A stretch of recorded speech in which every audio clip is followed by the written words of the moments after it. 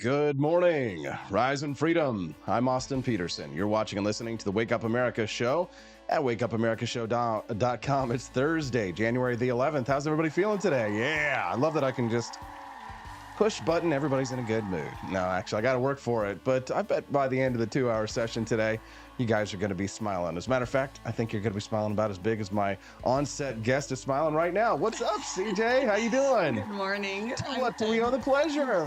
Oh, more doing things in the legislature. And so, when I'm here, I come by. Okay, well, do us a favor. Will you eat that microphone today like it's a delicious, big Andes frozen custard? All right, how's that? Appreciate that very much. Thanks, guys, for tuning into the Wake Up America show. You know what to do. Click that like button and subscribe to the channel. We'll be glad to have you come back here and join us every Monday through Friday from 7 to 9 a.m. Central. Blue Trike over on the chat asking the real questions already. He says, no. How much of this intro was made using AI? Let me tell you something. AI is not just something that anybody can just waltz into and make what I just made, okay? It took me a long freaking time this morning. I was busting my ass to make that intro this morning. Okay, I got that idea at 5:45 this morning, and I was like, oh my God, this is gonna take forever, but I'm gonna be able to do it. So I hope you enjoyed the Super Street Fighter 2 AI created art. It took me freaking forever this morning. We barely made it on time, didn't we? That was cool. We barely made it on time to get this show started. We were still a couple minutes late. I hope that you enjoyed it this morning. Thanks to Bitchmobile, Matt Unruly, Levin214, Quest Fanning, and of course, Blue Reich and all of our other friends for joining us here live this morning. We got a lot of great stuff to talk about. The big news, Chris Christie is out. Oh, well, wait, dude. There it is. Chris Christie is out, and we're all so surprised. I was so surprised. Were you surprised? I mean, the question is, why didn't he do it sooner? Well, go ahead. Yeah, go right? ahead. No, I mean, like that's the question for everybody. Like, I mean, I guess now he's has no choice, but. So obviously he's got a date with Krispy Kreme, so he's gonna be he's busy. He'll have time to go to the gym for those New Year's resolutions. Exactly right. I'm sure he will, Camellia. Right. We're going to talk about that today at the top of the show. And, of course, the big story is Ron DeSantis and Nikki Haley were savaging each other last night. It was just at the presidential debate, 2-man debate, 1-man, 1-woman debate. And I have to say that from the highlights of what I saw, you know who won? Donald Trump. Donald Trump won for not showing up to that debate because what's the point? It's not going to happen. Nagahina, not going to happen. I didn't actually watch. I watched just like 5 seconds of it, and I haven't seen very many clips yet. But I did have somebody. I had somebody texting me. I actually had a reporter texting me and asking me my opinion on the education piece of it. What a national. I guess they were talking about school choice at the national level. Mm-hmm. Like I don't. Of course, I just think we just need to end the Department of Education. Mohole baby, yes. That's how we like it and here. We don't have to worry about that. Exactly. We're glad to have Camellia here on set, but we've got more guests to join us on set this morning at 7:30 a.m. Central Time. We're going to hear from Brian Seitz, Missouri State Representative Brian Seitz. He'll be on set. The session is in. Yes. So I get all these free guests in studio, which is kind of nice. That's convenient. We call Brian Seitz Superman Seitz. Why? Well, that's just his thing. Like he has all kinds of Superman memorabilia. If you go into his office in the Capitol, it's Superman everything, and that's just that's his thing. It's everywhere with everything he does. He's got Superman toys. Isn't like his grandchild named like Kal-El from like the movie? Okay, yes, I think so. I was thinking about that. And I was like, wait, am I remembering that right? Yeah, but I think so. Yes. But Brian Seitz is like your standard rock-ribbed, right-wing, hardcore, conservative, Trumper Republican. He's from Branson, which everybody knows. Yeah, and his background is kind of like the country music scene, and he worked a lot with like periodicals for like music back in the 90s and aughts. And I think he's also a preacher, isn't he? Isn't everybody in Southwest Missouri a preacher? It does seem that way. Ben, pissed. Yeah, right. Ben Baker is a preacher. I'm pretty sure Brian Seitz is a preacher. Everybody has like a side gig as a preacher, and if you're in Southwest Missouri, then it's a requirement. It's a must. Well, I'm hearing that there's some preacher who's like just jumped into the presidential primary too because he like paid extra in order to get in for the caucuses. Oh, really? Yes. Oh, okay. Hey, speaking of, somebody was texting me the other day because everybody's talking about Iowa caucus, right? But Missouri caucus, I haven't heard anything. My buddy Ron Beadle over in Callaway hit me up and was like, Austin, we haven't talked, I haven't heard anything about the caucuses here in Missouri. I know it's kind of a formality, but it's also kind of a fun social event, right? Go, see some names and faces and make yourself heard or whatever. But do we have any information on Missouri caucuses? What's going on? I mean, March 2nd, we know that much. We know they've got the rules set for it now. I still don't know if they're on the site or not, but I mean, you really have to get in contact with your central committee. That's just about the only source of information for it. Mm-hmm. So if the central committee is not doing a good job of getting information out to voters, then that's the first problem. Yeah, we need to get better information about what's going on with the Missouri caucus because I want to go, right? I want to go, and I'll probably caucus for Vivid. And it's by county, so it's going to be, whoever's organizing it in your county. Okay, so Cole County, the seat of government here, Jefferson City. I know we all love government that way, but anyways, Mary Kramer's weighing in this morning. What's up, Mary? How you doing, lovely lady? She says that apparently Brian Seitz has a bill that limits the Fed. I believe it's a review of the presidential executive order at the state level. We'll ask him about that. I haven't heard about that. We'll hear from him at 7:30 a.m. Central Time today. And of course, everybody's excited about Vivek Ramaswamy. Apparently, he did like a Timcast episode last night that was kind of like rivalrous to the CNN town hall debate. I would not be surprised if more people watched Timcast than watched CNN. I'm sorry, but don't more people watch Timcast than CNN I anyway? think so. Yeah, a lot of these shows. I have personally. There have been episodes of my show, I think, that have like gotten higher ratings than MSNBC. I think they're like, I pretty much like the Wake Up America show, which is like a freaking podcast, gets as much or more than some MSNBC shows. I don't doubt it at all. Right. Now, did Trump do something last night too? Yes, he did. Yes, he did. Donald Trump did his own Fox town hall last night, and I've got some clips from that as well. So he skipped it, and as my video game intro showed, he won by not fighting, by not showing up. Right? It reminds me of that scene from Enter the Dragon from Bruce Lee. In the very opening scene of this movie, Bruce Lee is getting harassed by this Western dude who's like, "What's your style?" And he's like trying to start fights with everybody on the boat. And he gets in Bruce Lee's face and he's punching his face. He's like, "Come on, fight me." Like, Ron DeSantis. He's like, "Come on, debate me." And Bruce Lee in the movie is like, he's like, "My style, the art of fighting without fighting." And he's like, "Show me some." And he's like, "Okay, but not here. There's no room." Well, he's like, "Where?" "On that island." How will we go early? We'll get him in here in just a few minutes. And he goes, all right. So he goes, all right. So the Western guy goes and he gets in the little boat, and then Bruce Lee pushes the boat out, and the guy's like, he's like, "Don't struggle. We push you back," right? And so the art of fighting without fighting. That's how Donald Trump wins. So we'll talk about that this morning. And we've got some other fun, funny, silly, serious, depressing topics this morning I've got for you today. Men who are lonely in life but won't admit it display these subtle behaviors. I've got that. We've also got 7 simple habits that turn money into happiness, according to social psychology. This will be in the 8 o'clock hour. And then diversity, equity, and inclusion pilots. Did you see this? That the left is celebrating no more white guys in the cockpit of our planes. Oh my goodness! You didn't see this? I don't know if I did or not. Okay, so they show these 2 black women in the plane and stuff like that, and all I could think of was that movie Soul Plane, which I don't know if you ever saw, but I'm sure you didn't. But I'm just like, oh no!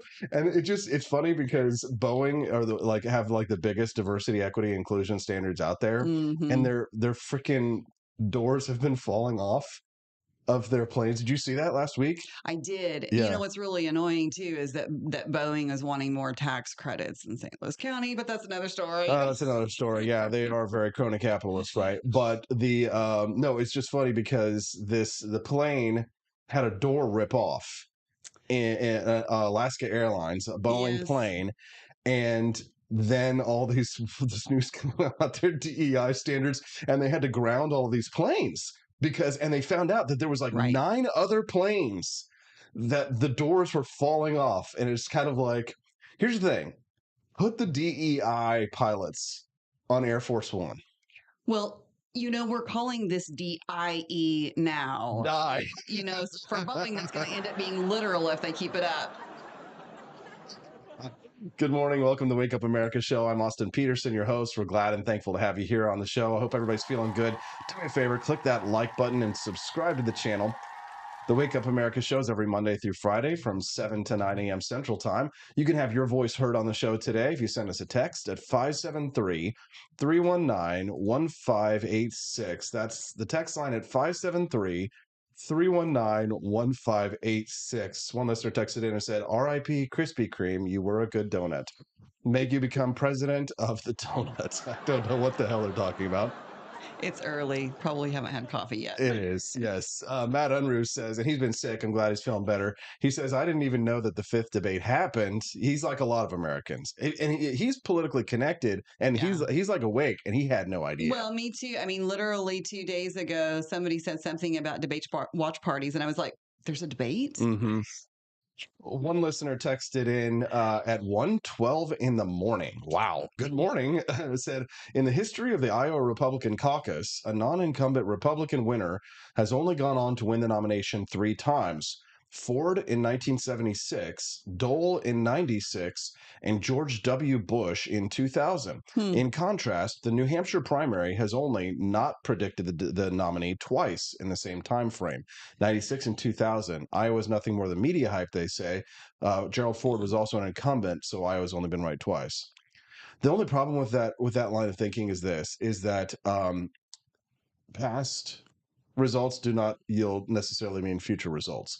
Like every presidential election always has some historic like factoid or statistic attached to it. Right. So there'll always be something that's going to happen that never happened before in every presidential election because there's always a novelty to it. Sure. Well, have you heard that for the caucus date? So it's like, was it a week from now? It's the 15th.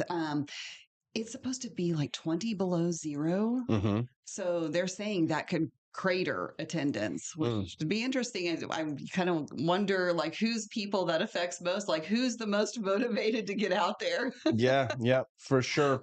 Let's hear from the debate last night on CNN. This is Ron DeSantis and Nikki Haley talking about, Donald Trump. Take a listen.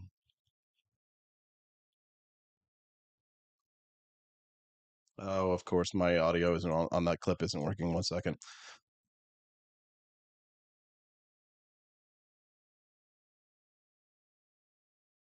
Trump was in court yesterday for a hearing on presidential immunity. And Governor DeSantis, I'm wondering if you agree with the argument that Donald Trump's lawyer made in court that a president should have immunity for any conduct in office, including, as the judge asked, ordering the assassination of a political rival, unless the president gets impeached and convicted by the Senate for the offense first. Well, obviously, that attorney gave the case away on that explanation. I think the D.C. Circuit is going to rule against Donald Trump on that issue. I'm not exactly sure what the outer limits are. I don't think it's necessarily been litigated. It's not going to be an issue with me because I'm always going to follow the Constitution, and we're going to uphold the best traditions of the office. And I'm going to be a president you can be proud of.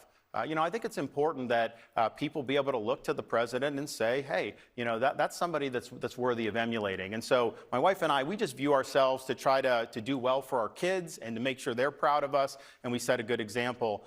So that's what we would do. It's not a bad answer. I'll say this initially, that when he says that he thinks that the D.C. court is going to rule against Trump, the D.C. court was going to rule against Trump no matter what, right?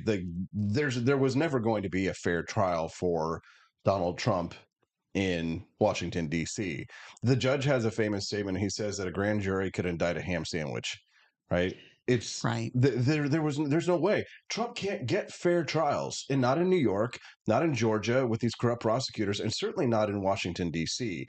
Now, I like Ron DeSantis' answer there, and it is true that Ron DeSantis has a whole lot less baggage here. Mm-hmm. And while this is a good conversation, it's just words like what's the statement? Sound and fury signifying nothing at the end of the day. Sure. I mean, if you think about if we applied the standards that they're going after him for now to every other president in the past, how many, what would that look like? Yes. And but here's the thing. The average voter is going to love Donald Trump more because of quote that Ron DeSantis sounded very presidential in this in when he said that. Here's the next president of the United States. Here's what he sounds like. He's going to be out of the race very soon. He's going to be out very soon. I watched him last night. He's standing up with his shoes, his fancy shoes. And he's going to be out of the race within, a lot of people say before New Hampshire. He's going to be out of the race before New Hampshire. I've seen him in the debate with his shoes, his fancy shoes. And did you hear the audience laughing though? I mean, they were laughing. Well, I mean, that's always been part of Donald Trump's appeal, right? It's funny. But it's not just funny. Like Trump on his own is not just funny. He's really only funny in that he mocks other people. And I think for a lot of people, he's taken that too far sometimes. Well, that's how people are. Taking it too far. It's taken him so far. He's at 1600 Pennsylvania Avenue next year, right? That's the thing. And remember when he made fun of Rand Paul's hair? Yeah. When he was talking about that spaghetti hair, stuff like that. But here's the thing. What do you think the average voter is, Camellia? Funny. I believe in people. I really do. Boo. Boo this woman. Boo this woman. Boo. I believe in our ability to be better. What if are the better angels of our nature? You idiot. Get her off of the stage. Boo. No. You need to read more H.L. Mencken, right? Well, there's my light side and my dark side, right?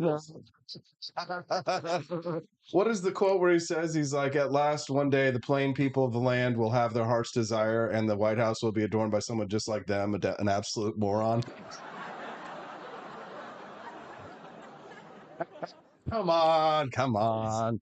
You know what I'm saying, right? It's funny too because, listen, I want to overthrow the establishment and the elites that we have in this country right now, but nobody is going to say that we need to have the problem with right-wing populism is that it assumes that we're going to go towards some kind of that we have some egalitarian society. We're not just going to replace this set of elites with another set of elites. We are. Here's the problem. A true egalitarian view or a populist view would lead to a form of direct democracy, which we're opposed to, right? We believe in the Electoral College. So we think some people, their vote should count more than others. Well, and I do think that the larger government grows, the less egalitarian we become as a people, as a country. Right. But I was never egalitarian in the first place. I don't think doctors and Starbucks baristas should get paid the same. Okay. No. Well, yes. Okay. When I say egalitarian, I guess I mean in terms of, our tendency to be giving, and which Americans are. Right. Some of the most generous people in the world. I think of egalitarianism as a true flat society of no classes, no hierarchies, nothing like that. Right. Yes. Right. So, sure. Right. So, but the problem with where right-wing populism goes wrong is that it assumes that we're going to overthrow these elites and we're not going to replace them with some other set of elites. We are. You're never not going to have elites in society. Now you can talk about the wealth gap in society, and the left loves that, and certainly it's started to infect more right-wing circles as well. But the question is do we have a wealth gap in this country because government has created this inequality, or do we have a wealth gap because some people have merit and have done things to serve their fellow man that has made that been a basketball star or whatever, right? So it's it's both, right? At this point, especially, it's both. Oh no, it's much more, I think, in our common society today that we have wealth inequality due to cronyism and things like that. But I know a lot of people out there are big fans of Vivek Ramaswamy, and I think yesterday he really truly showed why he should be Donald Trump's vice president. Take a look at how he turns this around on reporters. Gavin McInnes was saying this as well yesterday. I'm glad Gavin has finally come around. Take a listen to how Vivek handled this line of questions from reporters and turned it against him. If this is okay, and I'm just kind of curious on the previous question that you those 4 things that were provably false. Yes. And I'm just kind of curious. I know some of these guys, we've been following some of you guys.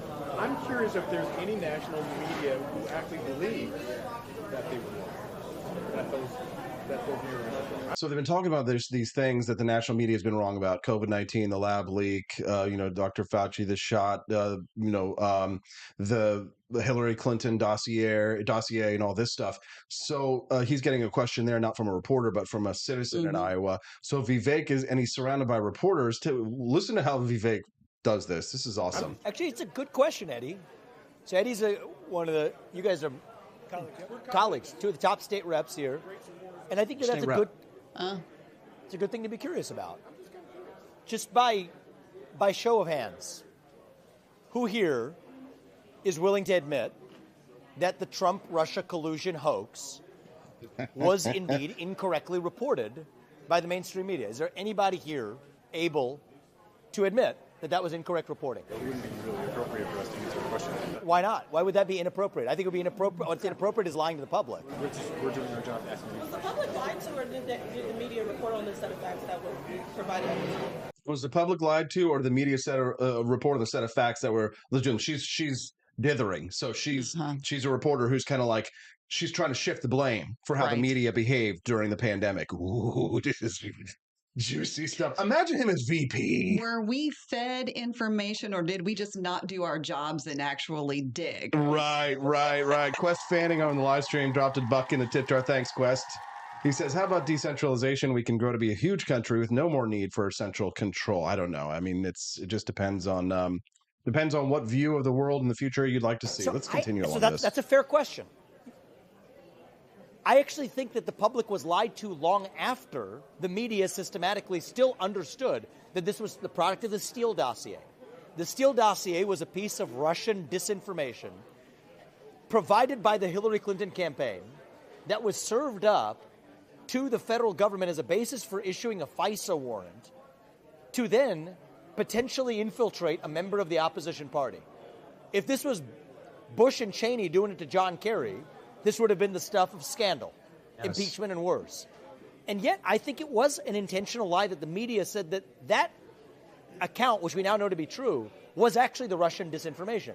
Now, Shauna, I would be charitable in my interpretation of that if it were just one instance. Let me give an easier one. Hey, this is such good stuff, but it's a little bit longer clip than I want to get into here, especially because we've got Missouri State Representative Brian Seitz on standby. We're going to get to him in just a few minutes before we go to a commercial break, though. Speaking of what the media lied to, did they lie to us about hydroxychloroquine? Did they lie to us about ivermectin? If you're one of the few people who didn't fall for that hoax, you can check out our website, rxstore.com. Use code SAVE10 to get 10% off.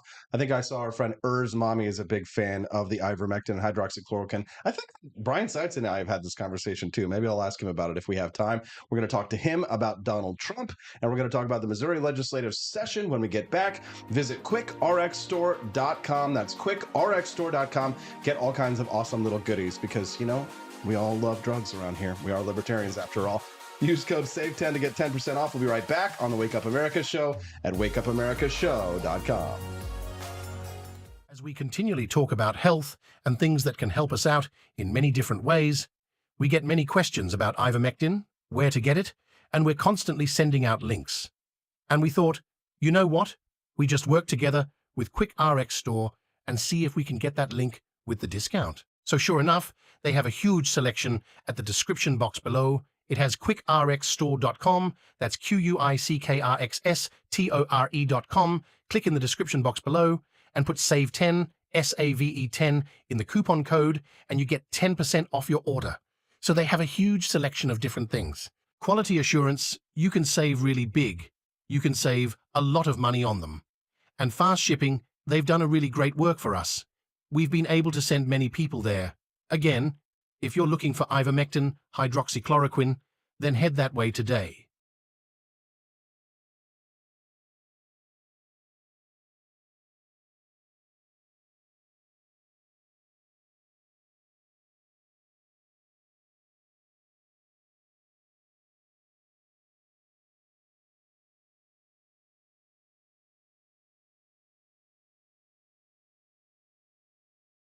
Goose Lodge in Jamestown, Kansas, your home away from home. Choose the comfort and privacy of our individual rooms, each equipped with its very own locking door and en-suite facilities. Or bring the whole family and make memories in our communal space. Snuggle up on our plush recliners or share a meal around the dining table that comfortably seats 8. Our kitchen is armed with everything you need, from a microwave to a full-size fridge. For a bird's eye view, book the Eagle's Nest. Enjoy the privacy, storage space, and its very own toilet and shower. For just $450 a night, reserve the entire lodge. Perfect for reunions or retreats, accommodating up to 8 guests. And remember, Snow Goose Lodge is a haven for kids and dogs alike. So bring the whole family. Book your stay now and get 20% off your first booking using the code WAKEUP. Good morning, Rise and Freedom. I'm Austin Peterson. You're watching and listening to the Wake Up America show at wakeupamericashow.com. We're glad and thankful to have you here. Thanks so much for tuning in. Click that like button and subscribe to the channel. We'd love to have you come back and join us here every Monday through Friday from 7 to 9 a.m. Central Time on the Wake Up America show. We stream this show live. And do us a favor, will you? Send us a text if you'd like to have your voice heard. Or if you have a question for me or any of my guests on the program, you can see the text line down there in the bottom right-hand corner of the screen. It's 573-319-1586. And you can text that line anytime, night or day. Sometimes I hear from people on the weekends, and we're just chit-chatting back and forth while I drink a cup of hot chocolate and do my freedom fighting from home. Love to hear from you there again at 573-319-1586. Well, one of my favorite representatives, one of the most conservative Republicans in the state of Missouri, from one of the most conservative parts of the state of Missouri, is joining us live on set now. Haven't chatted to him in a little while. Missouri Representative Brian Seitz. Good morning, Brian. How you doing, sir? Good morning, Austin. It's great to be here. Glad to have you here, Brian. Thanks so much for eating that mic like we love to see people do. No problem. Glad to have you here, Brian. Thanks so much for joining us here today. And we were introducing you earlier today as a rock-ribbed, solid, hard R Republican, Trump conservative. Is that accurate, sir? I think that's very accurate. Sometimes I think I'm the last one or one of few. I'll look for bills to sponsor, and I'll walk up and down the hallways and say, who's going to sponsor my conservative, right-wing, freedom-loving bills? And then I just walk back to my office and say, well, maybe tomorrow. Well, we appreciate you coming in here and joining us today, Brian. Thanks so much for being here. So Donald Trump likely to be the nominee. Do you endorse Donald Trump, or is he your candidate? Yeah, absolutely, 100%. From the minute he was at the top of the escalator and he and Melania came down, I've been on board the Trump train. Of course, my area, Southwest Missouri, is all for Trump. We're going to help him win the presidency again. Okay. And what is it about Donald Trump that you particularly like better than DeSantis or Haley, for example? Yeah, basically, he's a pushback candidate. He's going to push back against the swamp. And I just think freedom in America is the most important issue right now. Government overreach during the scamdemic was horrid. And a man like Donald Trump can bring us back, repeal some of these government regulations, secure our border. We're being invaded from the South. And I think that Donald Trump can do that. Yeah, well, I happen to agree with you. I am actually in this primary supporting, at this point, Vivek Ramaswamy. Right. And it's not because I think he's going to win, but because I think that he is the closest to my views. Sure. And I'd like to see him be vice presidential pick. What do you think? Do you like the young Vivek Ramaswamy? Yes or no? Like Vivek. I'm rooting for Josh Hawley, believe it or not. To be VP? Absolutely. I've called him Mr. Vice President for the past 2 years whenever I see him, and I think he would be a good Midwestern, conservative, clean-cut young man to be the vice president of the United States. Vivek is a great orator. Vivek is clean-cut. He has the right idea. I can't get past that pompadour. Oh, okay. Missouri State Representative Brian Seitz is from Branson, which is the most conservative part of the state. And we were talking a little bit about your history and your background. Is it true you are a preacher?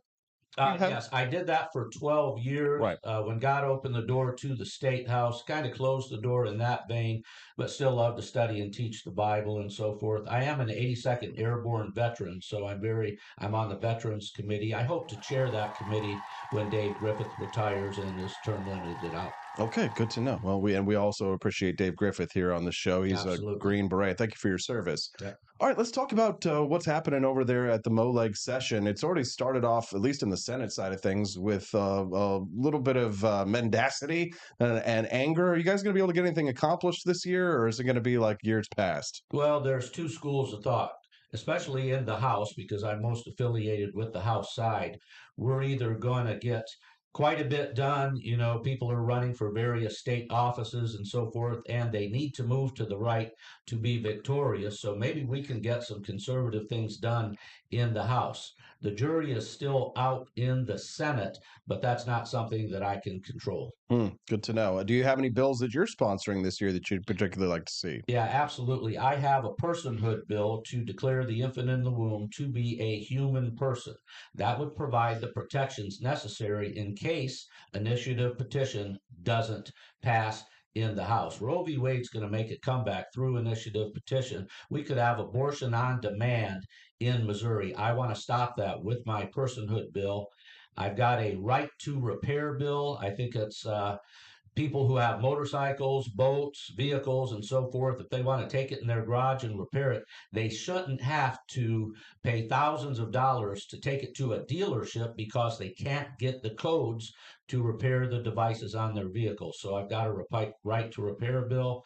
Last year, I ran a bill increasing the statute of limitations for childhood sexual assault survivors. It passed in the House 150 votes to 0, and we just need to do that earlier in the session. And the last major bill I have is to declare Branson, Missouri, the live entertainment capital of Missouri. Okay, great. I hope you guys spend hours and hours and weeks arguing about that. Like the fact that you guys have a bill about Provel cheese. Are you guys going to make Provel cheese the official cheese of Missouri, Brian? Well, we got one coming up about cashew chicken, which was invented in Springfield, Missouri. So cheese, chicken, oranges, grapes, whatever we need to do. As long as you guys are working. Since legislation passed in the House, we're going to do it. Okay, as long as you guys are arguing about Provel cheese and making Branson the capital and all that kind of stuff, you aren't doing crap like taking away our freedom. So I'm all for it. There you go. Camelia, did you have a question? What was the bill somebody mentioned earlier? What was that about that they thought maybe? Oh, it was one that Mary Kramer brought up. It's like limiting the the federal intervention here in Missouri. Is she thinking of you or is she thinking of somebody else? Bill for the past 2 years to allow the legislature to review executive orders that come from Washington, D.C., whether it be a Republican president or a Democrat president. We are not to be governed by executive order. They're bypassing the legislature. So I have a bill in to allow us to review that. And if we find it incompatible with what we're doing here in Missouri, that would be sent to the Attorney General for review. Who do you like in the Missouri governor's race? Well, I tell you what, I have endorsed Secretary of State Jay Ashcroft. I did that early. I've known the family for years. Jay and I get along really well. I think he has the right conservative credentials. But I do like Bill Eigel as well, and I'm good friends with him. But right now, I'm endorsing Jay Ashcroft for governor of the state of Missouri. But what went into your decision of Eigel over Ashcroft? All right, both of them have similar viewpoints on many pieces of legislation and how to govern the state of Missouri. We need to win. And I'm going to be very transparent here.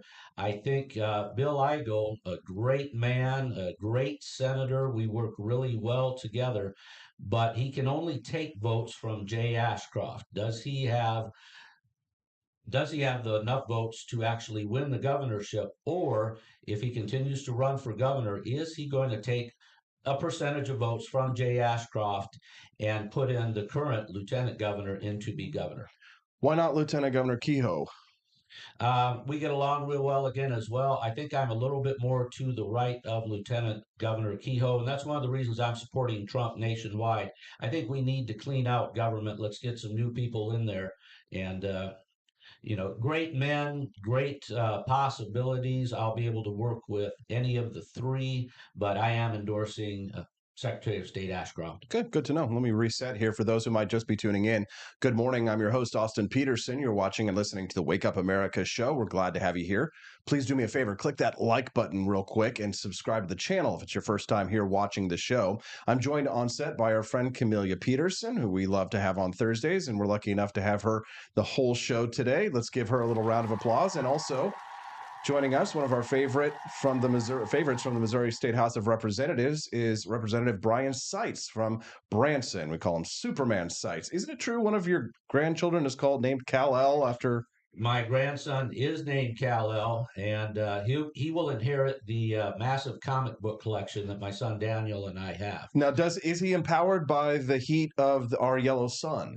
He absolutely is, though, at his young age. We're kind of keeping him in the sun for right now. We don't want him to burn, and his powers will develop, as mine did, in the later years. Well, we're glad to have you here, Brian, and thanks so much for standing up for what you believe in here. We've got too many squishy Republicans here in the state of Missouri, but we've also got a lot of weirdo Democrats. This is a little bit of insider baseball here on the Missouri state politics level, but did you see about how that bimbo Democrat Jess Piper, who has annoyed us to no end, the dirt road Democrat, got a campaign finance violation after she was accusing every Republican of every single crime, every single which way from but loose. Did you see the story yesterday? Yeah, I did hear about that. Jess doesn't like me, even though she's so far north as far as living in the state. I'm down in southwest Missouri.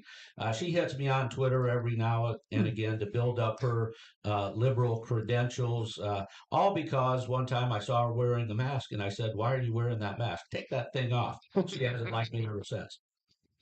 Well, what was this, Camelia? It was like a campaign finance violation that she got busted for because she ran for office here unsuccessfully. Right. Well, she has raised a lot of money. Right. So, right. People have been trying to ding her on that because, the thought is that she's really using this shtick for personal gain because she's been building her social media following. And I will add, she's been building her social media following because she likes to consistently drag white men.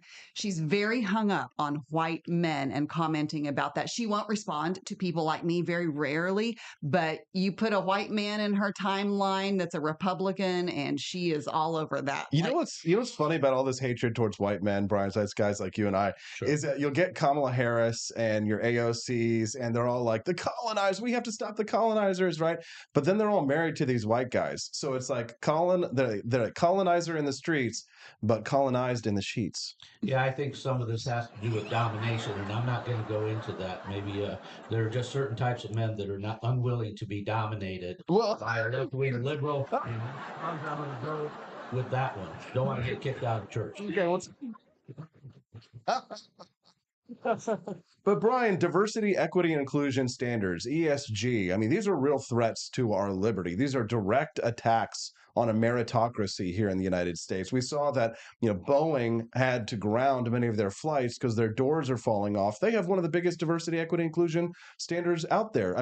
But the thing is, Joe Biden, he's not putting diversity people in the pilot seat of Air Force One, but they want the rest of us to have doctors who are like doing TikToks while we're getting surgery. And that's a real thing, and it happens. I kid you not. Right. Your thoughts? Well, that I put in one of the first, if not the first, anti-1619 and CRT bills to remove that sort of thing from the education process. I put that in 2 years ago. I remember even taking it to the Speaker of the House, and I said, hey, we need to stop the 1619 project from being taught, because that was the beginning of this sort of diversity, equity, and inclusion type movement. And he asked me, what's a 1619 project? So we had to go through a time period of education for legislators to what was actually going on. Now the genie's out of the bag. Everybody knows it needs to be stopped. It's disingenuous. It's racist as far as I'm concerned in many instances, because a person should not be judged by the color of their skin, but by the content of their character. Diversity, equity, inclusion seems to want to move people up the ladder based on their skin color. Let's just all get along and forget all of this division. Thank you for that injunction, Brian Seitz, the Martin Luther King Jr. injunction. We appreciate that. I think our audience really appreciates it as well. Do us a favor if you like the show. Click that like button and subscribe to the channel so you can come back and join us here every Monday through Friday. I'm speaking to Missouri State Representative Brian Seitz from Branson. Camelia Peterson is also joining us here live on set. I was having a conversation the other day, Brian, with Bill Eigel running for governor about a couple of issues that were fairly controversial. They caused a big stir here in the state of Missouri. I think they're pretty straightforward freedom issues, but they do tend to kind of separate the difference between like a libertarian Republican like myself and perhaps a conservative Republican like you. I'd like to ask you, if I will, the same questions that I asked Bill Eigel the other day. One, I'm sure you saw this story about the Satanic Temple in Iowa, putting the statue there in the Iowa Capitol. I asked Bill Eigel if he would allow that as a freedom of expression in the Missouri State Capitol if he was governor. He said he would fire the person who would do it, but he didn't seem to know kind of like the background of the intentions of the people who do that. They're not really Satanists, they're atheists, right? And their job is to, they see their job is to kind of troll Christians. He said, we won't have any offensive statue in the Missouri State Capitol. I'm not Muslim, but as I would be offended if we had a Muslim statue in the Missouri State Capitol. What would be your standard for something like that in terms of religious liberty here in the state of Missouri? If people wanted to have an Islamic icon in the Capitol or a satanic icon in the Capitol, is that something that you would be ideologically opposed to, that the law should prevent, or does religious liberty does that apply to everyone in your mind? What are your thoughts? Religious liberty has to do with individual religious liberty to worship God in whatever way you would see fit. As far as placing a satanic statue in the Capitol, I would say absolutely not. And that's probably where I do my first sit-in. I'd sit in front of it or stop people from coming to see it. Absolutely not. You can look at our founding documents and you can see what our founding fathers wrote in those state constitutions and so forth. Our liberties are derived from scriptural precepts as found in the Bible. They're not derived from the Church of Satan or Islam or any other. So you would apply that to Islam as well? Oh, absolutely. Okay. Absolutely. So only Christian icons would be allowed?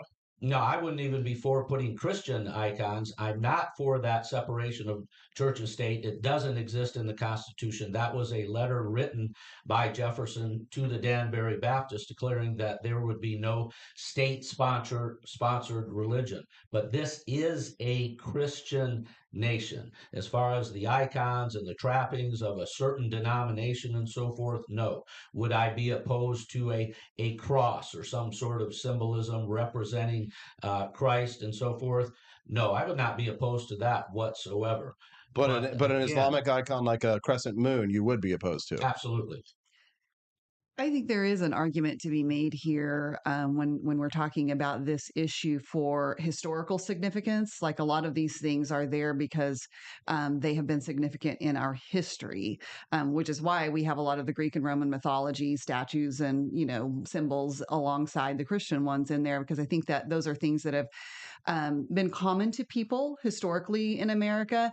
And so I do think there's probably an argument for keeping those things, being okay with those things being like around a Christmas tree. Right, for their historical significance. Right. I'm not cultural. religious, but I still celebrate Christmas because that's our family tradition. I still have a Christmas tree, but we have, my wife's Jewish, so we have a Star of David on the tree, right? Which makes no sense, right? But it's just, we like to party and we like to have fun, right? So we celebrate a little bit of everything because that's just how we are. So you do make a delineation between like a Christian cross and an Islamic crescent moon. Absolutely. And a satanic As statue. a Christian, I do. Okay. Now, again, I want to be very clear that we do have freedom of religion in this country. And again, I say you can worship God in whatever way you see fit.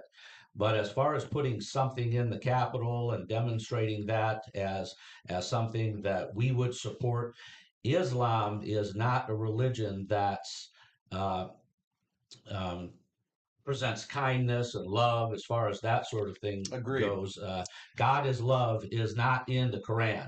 It is in the scriptures. Plus, Our nation was founded upon Christian precepts. I think to present those ideals and ideas, even historically, would be appropriate in the Capitol.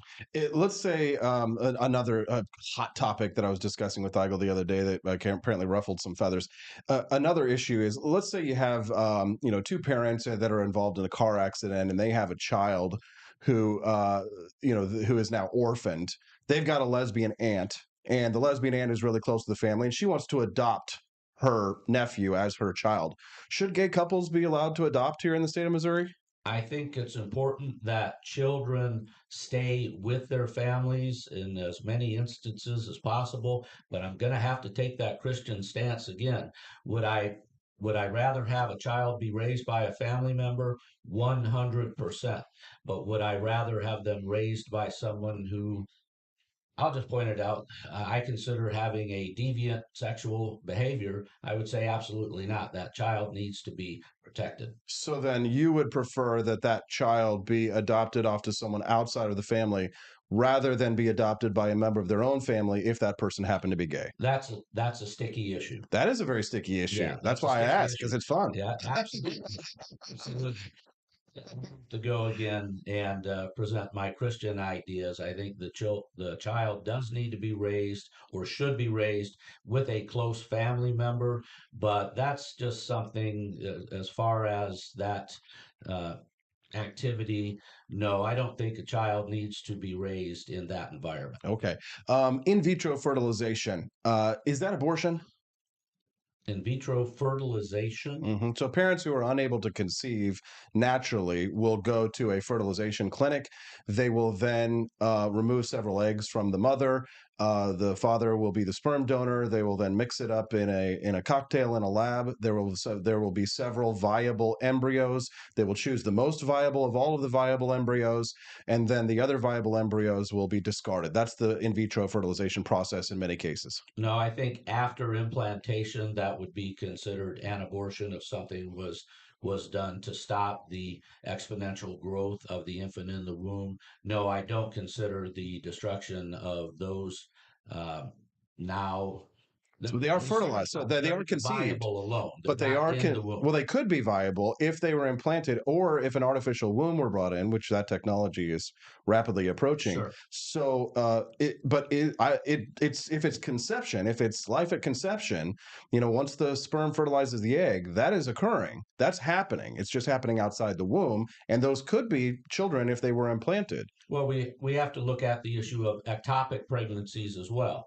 There may be a conception, there may be someone conceived, but they're in the fallopian tube. They're not going to live. The harm of the mother could be caused. She could die if not treated and so forth. That's not considered an abortion, because that conception is not in the womb, implanted in the womb. That's not considered an abortion. So why would the destruction of embryos and so forth outside of the womb be considered abortion? I would say it would not. Well, here's the thing. If you fertilize an embryo, even outside of the womb, and you continue to maintain the conditions for which the embryo is currently living, it will develop. It will develop into a human being, and it could then be implanted into an artificial womb, for example. Most of what happens, though, it is discarded. And at least from any pro-life conservative Christian view that I've heard, is that life begins at conception, Yes. right? So meaning that as soon as that happens, that it becomes a viable embryo. Do you really think that most people who believe in life at conception really think about that in terms of pre-implantation? Yes, because the Catholic Church does forbid in vitro fertilization. And so it is a very important, very sticky point, right? Josh Hawley, your vice presidential pick here, is a Catholic, and therefore he is forbidden to support in vitro fertilization. We're talking about real laws from real lawmakers that will be coming down the pike. So you would oppose the Catholic tradition on this? Absolutely. I think implantation would be in the womb. And I go back to the ectopic pregnancy. Yeah, It's sure. not viable, and the woman's health is at risk. That's something that needs to be taken care of. So no, I would say implantation has a lot to do with it. Sure. Blue Trike over on the live stream says all embryos can be used. It's a fallacy that some of the embryos have to be discarded. Well, they can, but that's not what happens. It's frequently the case that those embryos are discarded, and so therefore the Catholic Church does oppose that. And it is a difficult question, because my conception always has been that life begins at conception, which means the point of fertilization. And if that's the case, and again, I don't know the answer to that, I'm not God. If that's the case, then I think that the in vitro question when it comes to abortion does pose a sticky situation. But that's why these are fun and interesting conversations, aren't they, Brian? Sure, I enjoy it. Well, listen, I appreciate that you as a politician still have the guts to say what you believe and answer these kinds of questions, Brian, because we do get people who come on the set here and who won't answer these kinds of questions. Right. So I appreciate that you got some guts, but you're also not running for high office right now. I'm doing well exactly where I'm at, representing 156th district. There we go. All right, Brian, tell us, is there anything else that you'd like to share with our listeners before we let you go today? Now, I think oftentimes we hear in social media and other areas the doom and gloom, the world is coming to the end and so forth. But when I say God is in control, I actually mean that.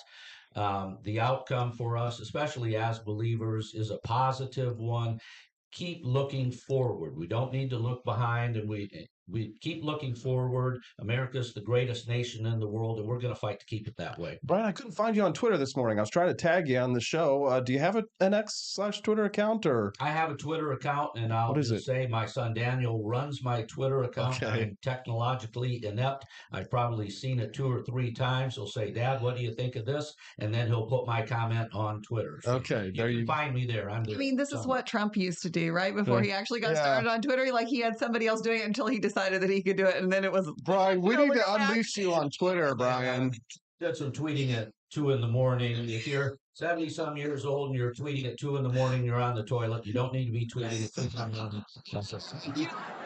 To what he said, though, I just would like to say we are white-pilled here, and so I appreciate that you said that. Yeah. You do need to be optimistic. Agree. White-pilled means that we are very optimistic about the future. Black-pilled would be the opposite. Red-pilled means that we are awake, and it is bright and early on the Wake Up America show, so we are red-pilled and white-pilled. Brian Seitz of Missouri, we appreciate Branson, Missouri. Thank you for your time today. We appreciate you. Let's give him a round of applause.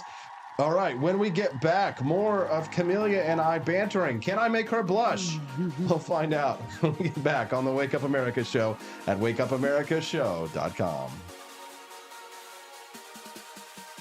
Thank you. Force behaviors, and at BlackRock, we are forcing behaviors.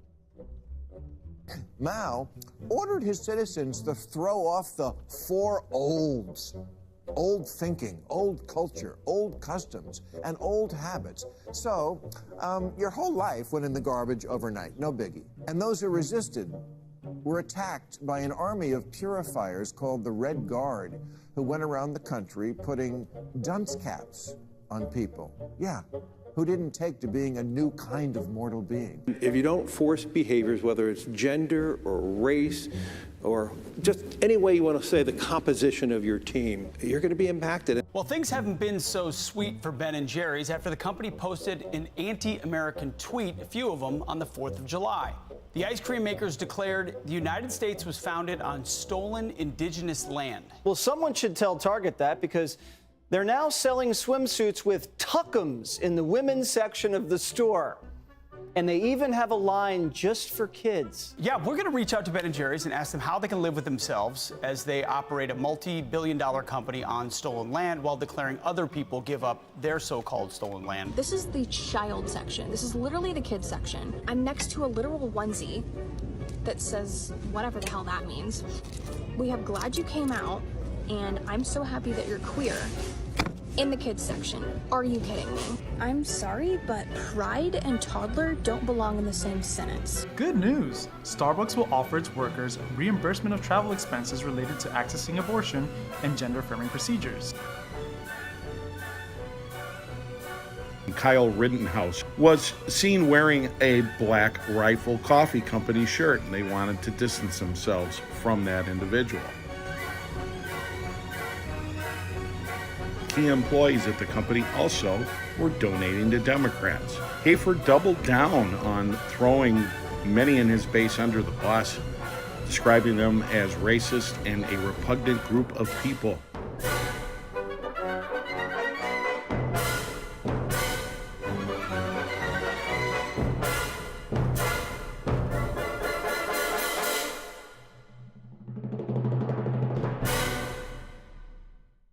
expanse of time, a year might seem like a mere moment, but oh, what a year it's been. In September 2020.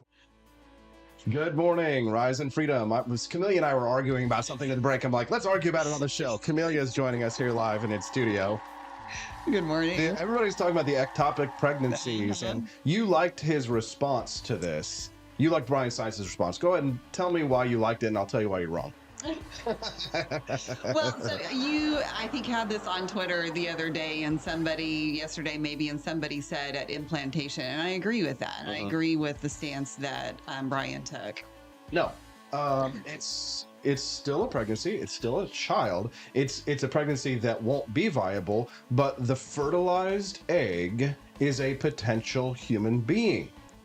That means that whether or not it's going to be able to survive in the womb, as it is an ectopic pregnancy, is immaterial, because if you remove the ectopic pregnancy, you could potentially implant it either into an artificial womb or perhaps put it in the correct place in the ovaries, therefore meaning that you could, or it's not the ovaries, but whatever the little area is where the baby is grown. I have no idea. Where do babies come from? Just kidding. So it's still, if you remove it, even if it's an ectopic pregnancy, it's still an abortion. Okay, but if you're it is still an abortion. Okay. Because you could remove that embryo, put it in an artificial womb, and it would grow just fine. Okay, it wouldn't be viable as an ectopic pregnancy. All right. You're saying that the morality depends on the technology. No, I'm not. I'm saying that listen, I don't believe in a higher power, right? But if there were, then, and people are not gonna like this, then that higher power is committing an abortion, okay? Since I don't believe that, I believe that nature is creating an abortion. Nature is aborting that potential child. It's a child either way. Just because it's an ectopic pregnancy does not negate its humanness. You're saying that unless it's inside this one area of the womb versus another area of the womb, then it's not a human being. Yes, it is. It is still a potential human being. Okay, I'm agreeing with the Catholic Church to an extent. Sure, but I think that you're not necessarily coming at it from a moral angle. You're coming at it from a scientific angle. The thing is, yes, are you saying that? But I can do both, by the way. But yes, sure, and I can see that. But that would be like saying that you can't, abort an ectopic pregnancy to save the life of the mother, because it would be immoral. No, I'm not saying that. I've never said that, and you're putting words in my mouth. The Church, by the way, says yes to life and no to IVF. The Catholic Church's official position on in vitro fertilization is no, and there's a whole list of why. The Church says no to IVF due to the massive destruction of embryonic life, the assault on the meaning of the conjugal act, and the treatment of the child as a product, not a gift. I never placed a moral standard on saying that if you had to choose between the life of the mother and the life of the child, that you couldn't make a moral decision there as you please, right? And I think probably most would probably choose the life of the mother in that situation, and if so, then I don't necessarily think that they're committing an immoral act.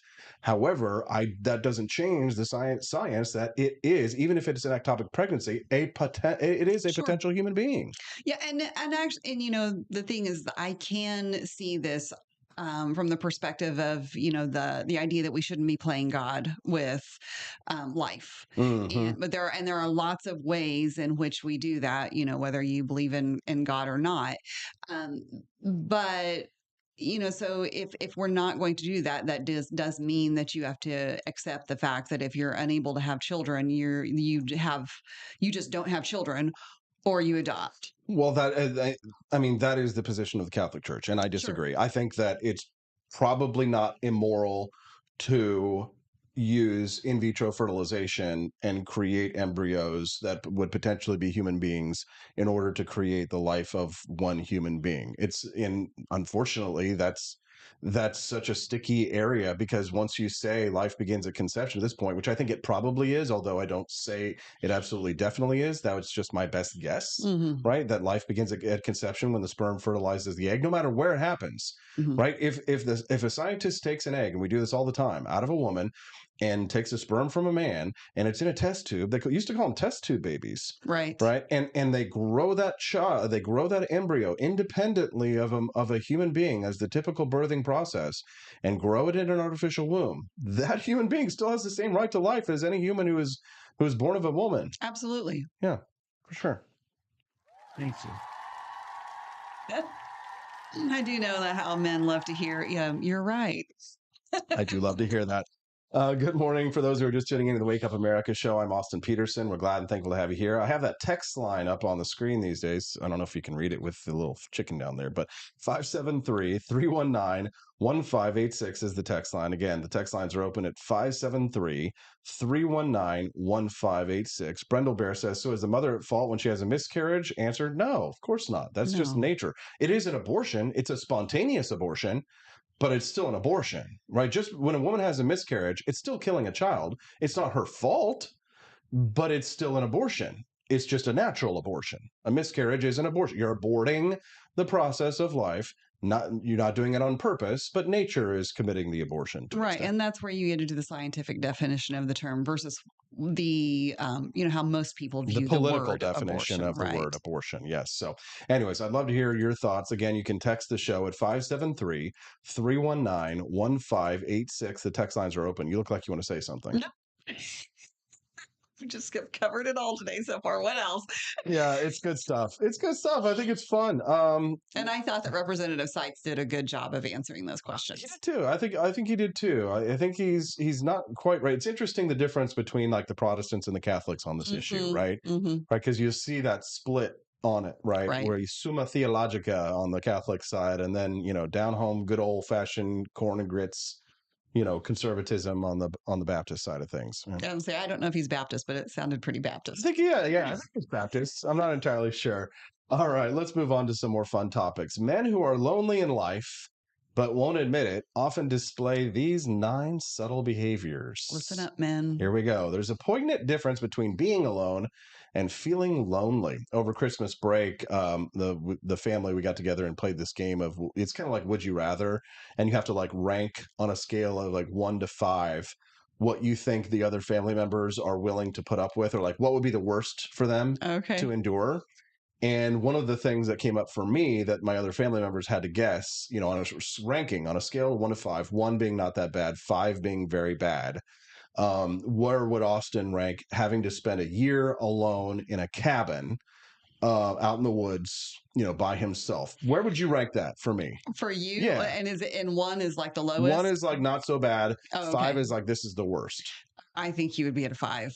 Really? You think it would be bad? Yeah. Wow, you are so wrong. You would not survive alone with nobody around for that long. What's funny about this is that you got this so wrong, and my wife Stephanie got it very wrong. It's like you guys don't even know me. Oh, whatever. But I'll say this: my brother got it right. Because my brother knows that I have spent hours and hours and hours and hours alone in my room, watching TV, playing video games, reading books, and, writing, just being productive. I had internet and I've got books. A year in a cabin? Maybe. I mean, I think that there is a difference between knowing that you have the option of being around other people versus not. I mean, think about COVID, right? How that affected people, because it wasn't so much that they couldn't handle being alone. It was just like the option was being taken away. And there's a very distinct difference with that. What about you? How would you do? Not so well, or do you think you'd be fine with it? I would probably be fine. I don't know that I would love it, but I think people sometimes think that I go around to all these events and do these things. I'm a social butterfly, and the reality is my life is pretty boring. No. No. Here's the thing. You have come out of your cocoon. You are a butterfly now, but when I first met you, you were very like. There's a picture of you standing in the woods with your hands. Oh my gosh! Well, you know what I'm talking about? Yeah, with like kind of a pixelated picture of you. I'm still fine with being in the woods, And you've got like this. Those people that have like sister wives, with a little bump in their hair. You know what I'm talking about? Like the Mormons that are like that have like sister wives and stuff. Okay. Do you know what I'm talking about? And the dresses that they wear. You didn't have like the bump in your hair with like, that little thing like the Amish or whatever they are. Not Mennonites, but it's like Pentecostals. No, it's like it's like a Mormon sect where they have like the bump in their hair, and then they wear these dresses that are like, pioneer 1800 Little House on the Prairie. Dress was not like that. I swear. It was. That dress is the dress I have gotten more compliments on than any other dress in my life. Yeah. Okay. Well, all 5 of the people in your life at that time. Okay. Well, anyways, yes, that is the old you. That is the worm camellia, right? Oh, Before that's you nice. before you went into the cocoon and then you metamorphosed. The before times. Metamorphosed. The before times, yes.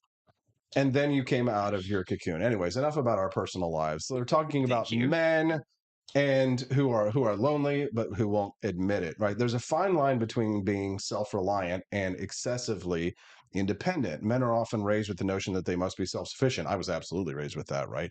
Never show any signs of weakness or dependency.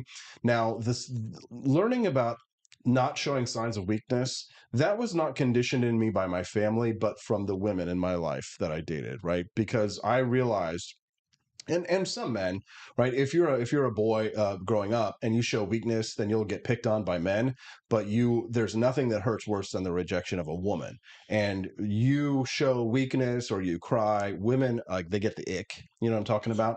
So we learn as men, never show any signs of weakness or dependency. That is a really bad one, right? Now, it's a valuable trait, right? If I'm out in the woods for a year alone and, on self-reliance, right, pulling a Thoreau, then that's good. But we are social beings, right? We do need meaningful connections, like you were saying, right? So if you kind of notice that a man is excessively independent, he might be masking a sense of loneliness. Your thoughts? Well, I think that this is something interesting that's happened with the rise of feminism, is that this idea that men needed to be self-sufficient and alone and do their own thing, because it hasn't always been that way. There were men's spaces before, and men did things together as men. And I think that there for a while, people were like, oh no, you should be, even though women are strong, men should be manly men and be able to do things on your own. But I do think we're kind of coming back around now, and people are starting to emphasize more. Men are starting to create men's groups and spaces that are for it. And I think that's healthy. It's good. Yeah, I like to hear that. One listener texted in this morning and said, Austin is a lumberjack. He'd be fine. Hell yes. Easily a one for him, says Bryant Wolfen. Thank you very much, Brian. Yeah, what's up, Bryant? Another listener texted in this morning and says, I just signed my daughter up for the black belt program in karate. Any advice from one ninja to another? Yeah, I would say that, like, obviously the physical side of karate is the most important in terms of, getting stronger and conditioning and building up, your self-confidence. But I wouldn't ignore the spiritual side of karate. So I'll recommend a book for your daughter by Gichin Funakoshi, who was the founder of karate, and I gave a copy of it to Camellia for Christmas, I think, a year ago. Here it is. The 20 Guiding Principles of Karate, the Spiritual Legacy of the Master. And in it is like the philosophical side of karate. I say spiritual, but it's really more philosophical. You learn in this book about a lot of karate teachers won't teach you like the philosophy of karate. They won't sit down because everybody needs to like get up and get moving and get sweating. They won't teach you about rei, which means respect in Japanese. Karate begins and ends with respect. Number 2 in karate is there is no first strike in karate, so it's about being peaceful and defensive in your use of the arts. Karate is like boiling water, right? You have to keep applying heat to it, or else it will stop boiling, right? You'll lose your skills. So I would highly recommend that you get her a copy of this book, The 20 Guiding Principles of Karate, the Spiritual Legacy of the Master. But I would just replace the word spiritual with the philosophical legacy of the master. And it's a really good book. So highly recommend that you check that out. Okay. We're talking about traits that men might have that will show that they're lonely, even if they won't admit it. Number 2, this is probably an easy one to spot: overly focused on work. I suppose so. I mean, people have different definitions of that. Well, some people use it as a distraction if they've got pain in their life, right? For example, if you've had a really bad breakup, sometimes it can be good to like put yourself into your work, but then other ways, like you're not confronting or dealing with your problems to an extent, right? Right. Yeah. When my mom passed away as a kid, the way that I dealt with that was to be very social. So I threw myself into social situations with friends, summer camps, and I think that was actually a healthy way of coping with things. But my dad he was really upset by it because I wasn't spending much time at home, and he thought that was how I was supposed to cope with grief, was to be home. And it's difficult because everybody copes with grief in different ways.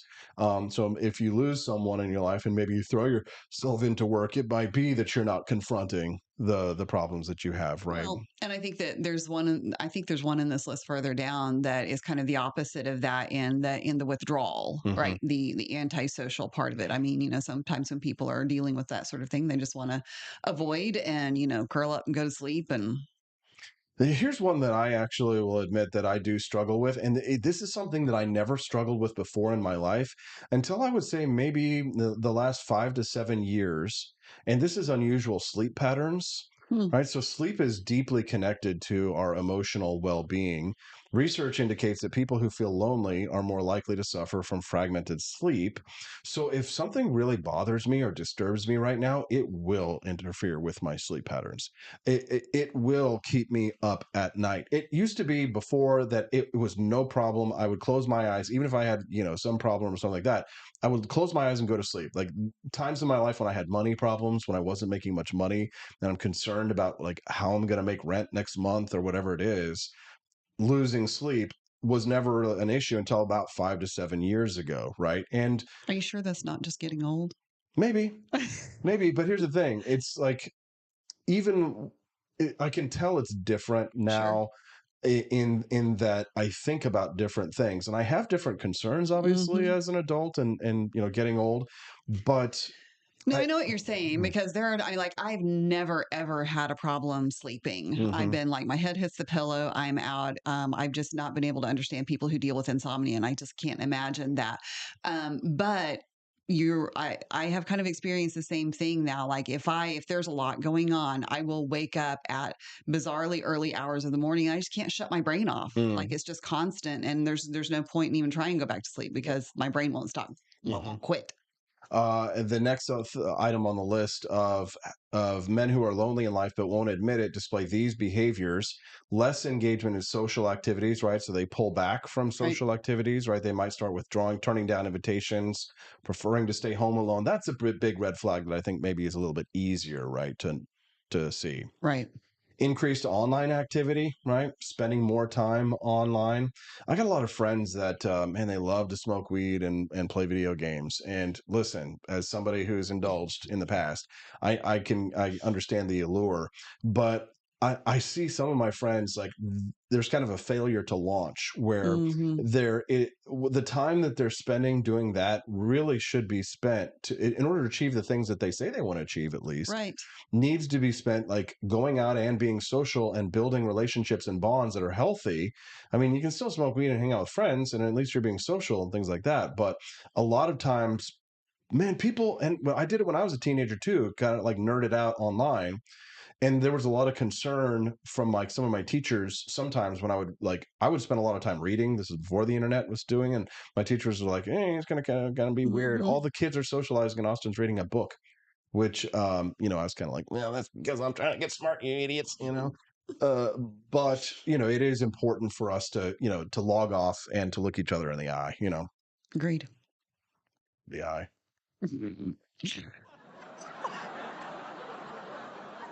Number 6, lack of personal care. Oh yeah, that one's pretty obvious. Yeah. Like, okay, so there is. How often do you shower? Every day. No, here's the thing though. This is like, I don't know what brought this up again, but men, whether you're lonely or depressed or not, just keep in mind that you do have to actually use a washcloth or something and wash your feet, not just let the soapy water run over them. I just let the soapy water run over my feet.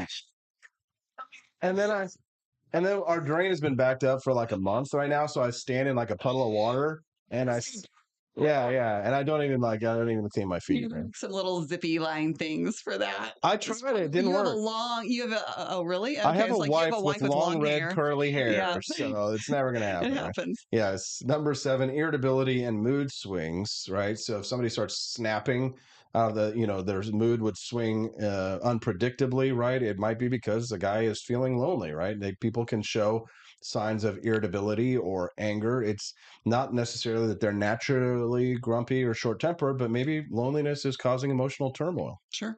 Yeah. Sure. The next one on the list here, change in eating habits, right? Loneliness can manifest itself in many ways. including changing and eating habits. That's what I'm going to blame my 250 pounds on. Some people may lose their appetite and start skipping meals. Others might start overeating as a way to cope with their feelings. So if you see somebody blowing up or gaining a lot of weight, that could be why they're depressed. Right. And I think this is why, when men are talked to you about like turning their lives around and really starting to make forward progress, that one of the most common pieces of advice that you hear is to like go to the gym, lift weights, be physically active, like channel some energy into that, because that will in turn, feelings follow action. Yeah. Right. So I lead the warm up in my karate class last night. And, this is the fattest I've ever been, but it's also the strongest I've ever been because I have worked out regularly. I eat like crap, but I work out like 2-3 times a week. Right. So I've stayed very strong.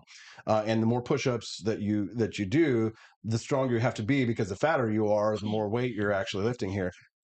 Corey and Callie says, Austin's taking jabs at Camellia all day. Camellia needs to fight back. Listen, Camellia can't make fun of me as good as I can make fun of me. Okay, nobody makes fun of me as good as I make fun of me. Camellia can try with her one little eye.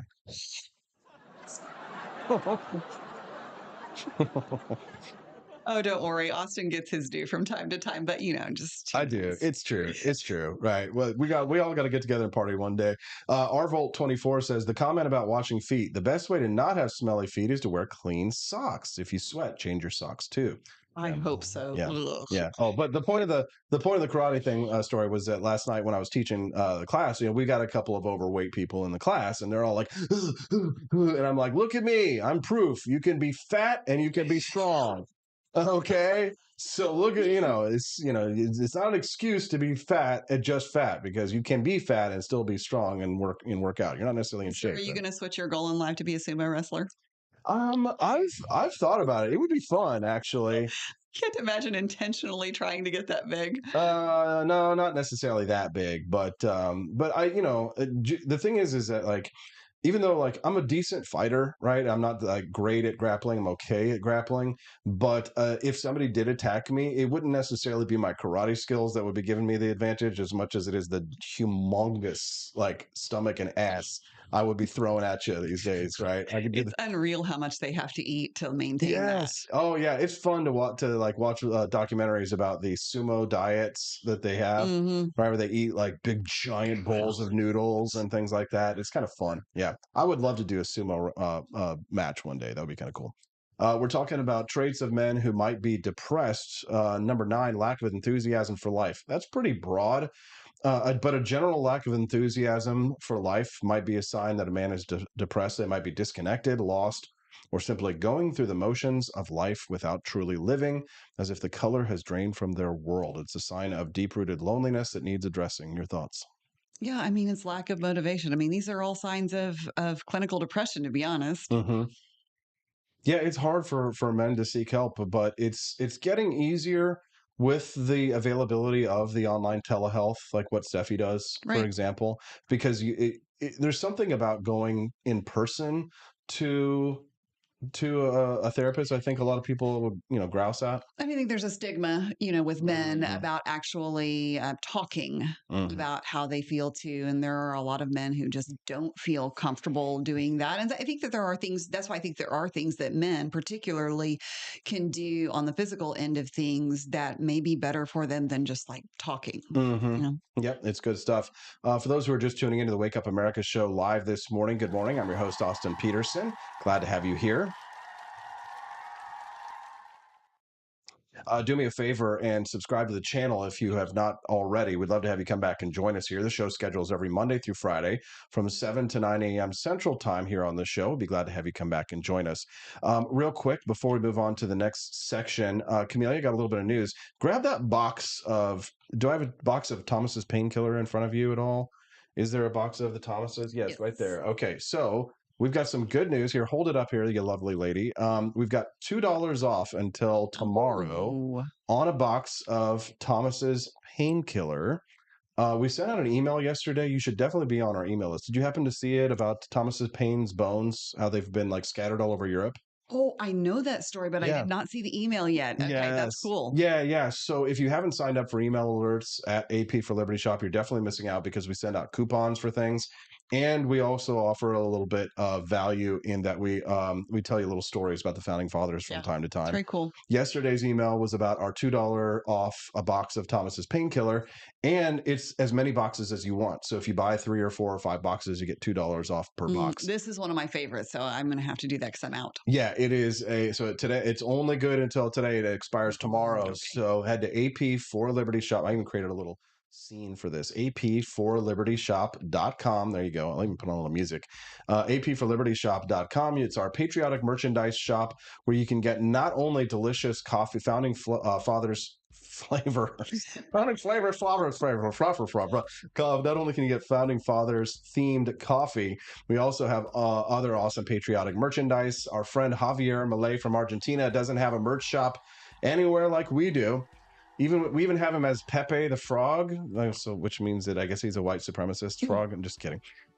We've got Javier merchandise over at the store as well that you can't get anywhere else. My favorite new items that we've added in the shop recently are our patriotic metal signs, which we've started to sell a little bit more here and there. You can customize these metal signs to say whatever you want. So our friend Urs mommy yesterday, she got a metal sign and she got one with her house number so that she hangs it outside. That's neat. And they're steel and they are weatherized so that they can go indoors or outdoors, multiple colors, multiple different patterns, and you can customize them to your liking. So check those out at AP4libertyshop.com. The AP is the number with the number 4 for those of you who are listening to the podcast later. Check it out and go ahead and you get that $2 off your Thomas's Painkiller, and the merchant code to use to get that $2 off, Painkiller, but spelled like Thomas Paine's name. So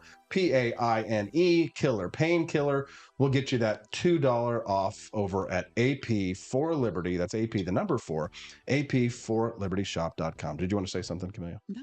Okay. Cool. All right, we're going to take a very brief little commercial break, and when we get back, I've got another topic. And it is 7 simple habits that turn money into happiness. Can't buy me love. Oh, that's love. Oh, God. Money can buy you love. We'll talk about what they are when we get back on the Wake Up America show at wakeupAmericaShow.com. Expanse of time, a year might seem like a mere moment, but oh, what a year it's been. In September 2022, Austin and Stephanie Peterson embarked on a journey to wake up America. They began humbly, with just 20 souls tuning in, learning, listening, and though challenges arose, like the looming shadow of YouTube demonetization, their spirit never waned. And now, thanks to you, thousands rise with the sun to join them, to listen, to engage, to be a part of a community. So here's to you, and to Wake Up America, for memories shared, for friends made, for the journey ahead, and for never, ever forgetting to rise and freedom. Happy anniversary. I'm Donald Trump, and I approve this message. Believe me, Austin Peterson is the best. He's got the greatest Wake Up America show I've ever seen. Whenever I tune in the mornings and watch the live stream, let me tell you, he has got the absolute best content. I love his guests. It's just a total blast to watch, and I highly endorse and recommend the Wake Up America show. It's terrific, believe me. Is the outdoor your home about as exciting as a library? Then spice it up and unbore your space with our custom metal signs. Crafted with love and a bit of libertarian magic, you can customize your own metal sign at AP4libertyshop.com. So head to AP4libertyshop.com, customize your own metal sign today.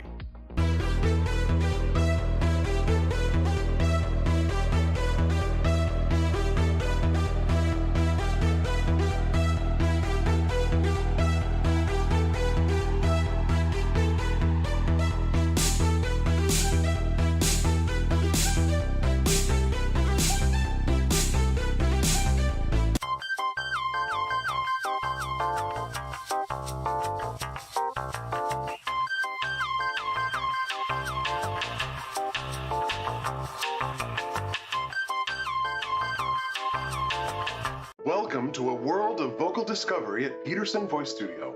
I'm Justin Peterson, here to guide your musical journey. Envision a place where your voice reaches new heights, where every note tells a story. We embrace all singers, from the enthusiastic shower vocalists to aspiring stars, ensuring each voice finds its unique rhythm and tone. Are you ready to elevate your voice? Visit petersonvoicestudio.com and sign up for remote lessons tailored just for you. Let's begin this melodious journey together.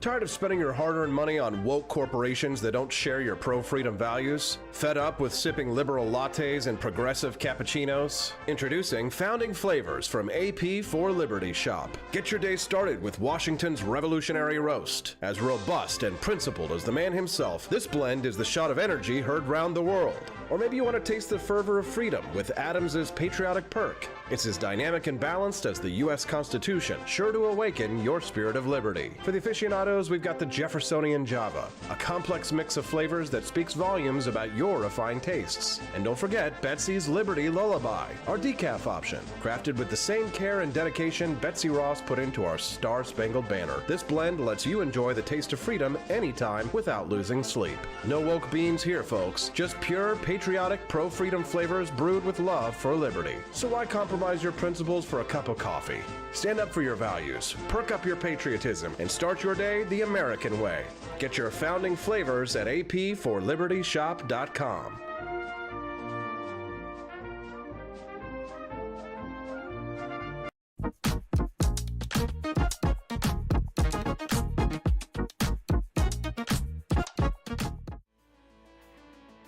Good morning, Rise in Freedom. I'm Austin Peterson. You're watching and listening to the Wake Up America show at wakeupamericashow.com. Everybody feeling good? I told you, 90 minutes into the show, and you guys are already in a good mood. Great. Well, we got lots more content to go, and we got lots of reasons to smile, like the lovely lady sitting next to me. Camelia, what's up, CJ? Good morning. What is today? Thursday? I know, right? This week. Happy Thursday.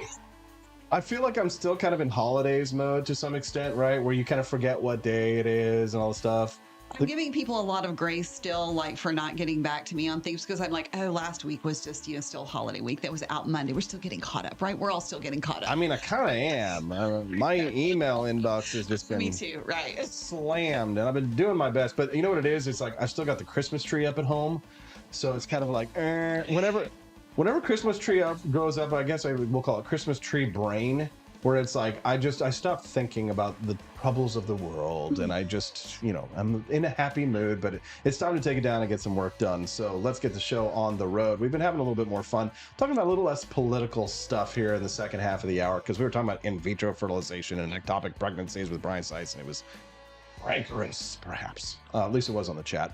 Let's talk about something fun. 7 simple habits that turn money into happiness, according to social psychology. So I've been thinking about money a lot lately, right? And entrepreneurship, like how can I get rich? Because I want to build a libertarian media company. If I want to do like movies and I want to do documentaries on a grand scale and I want to do more shows like the Wake Up America show, I'm going to need a lot of money, right? To hire people. It's so expensive and nobody wants to work, and you can't pay somebody $12 to $15 an hour to do what we're doing, right?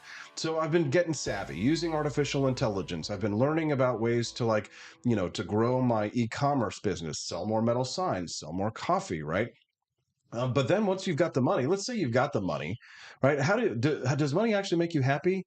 Yes. It does. I mean, It can.